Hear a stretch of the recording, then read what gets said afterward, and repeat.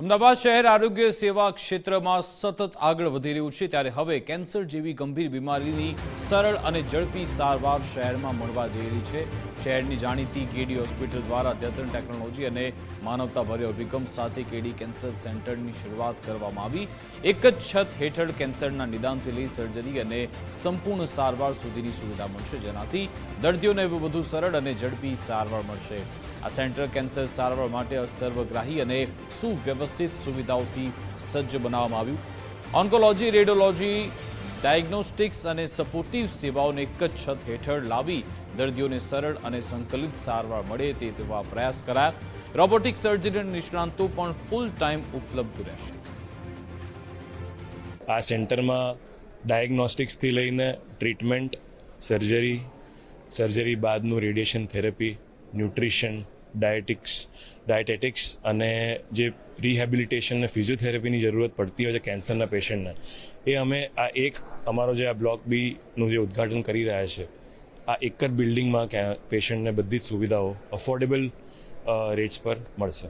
આ સેન્ટર અમે જે બનાવ્યું છે એમાં ડાયગ્નોસ્ટિક્સ અને થેરેપી પર જ વધારે સૌથી ફોકસ રાખ્યું છે, જેથી અમે વહેલા લોકોનું આ ડાયગ્નોસિસ કરી શકીએ, જેથી આપણે ટ્રીટમેન્ટનું પ્લાનિંગ વધારે સરળ રીતે કરી શકીએ અને વધારે ઇઝીલી કરી શકીએ। આપણે જે પોસ્ટ ફિઝિયોથેરાપી, રિહેબિલિટેશન અને જે ડાયટિક્સ અને ન્યુટ્રિશનનું પણ જે ડિપાર્ટમેન્ટ કર્યું છે, એનાથી પેશન્ટને A to Z જેટલી પણ જરૂરિયાત હોય એ બધું એક સેન્ટરમાં મળી શકે।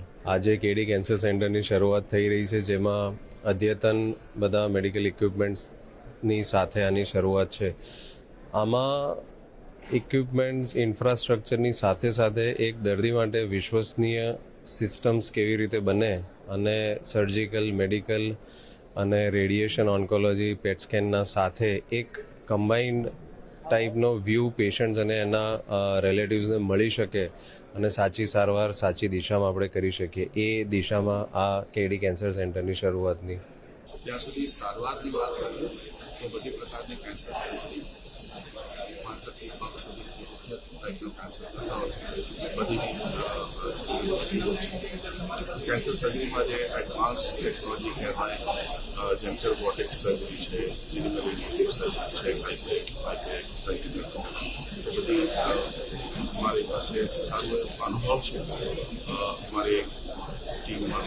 અને રેડિયોથેરાપીમાં આજની તારીખ માટે એક અદ્યતન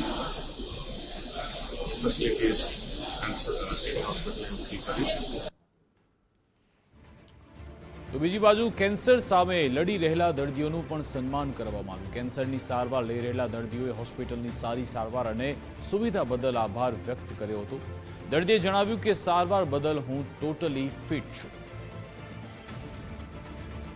મને એકચ્યુઅલી લાસ્ટ ઓગસ્ટમાં ડિટેક્ટ થયું હતું કેન્સર, અને ત્યારે થોડીક ફિલિંગ અલગ હતી, બટ જ્યારે સુમેશ સર અને ટીમને મળી ત્યારે એમને જે રીતે મને સારવાર આપી અને જે રીતે મને અત્યારે ઊભી કરી છે એના માટે એનો ખૂબ ખૂબ આભાર। ફરી બ્રેસ્ટ કેન્સર હતું અને મને પહેલાં કીમોથેરાપી આપી, પછી મારી સર્જરી થઈ અને પછી મને રેડિયેશન।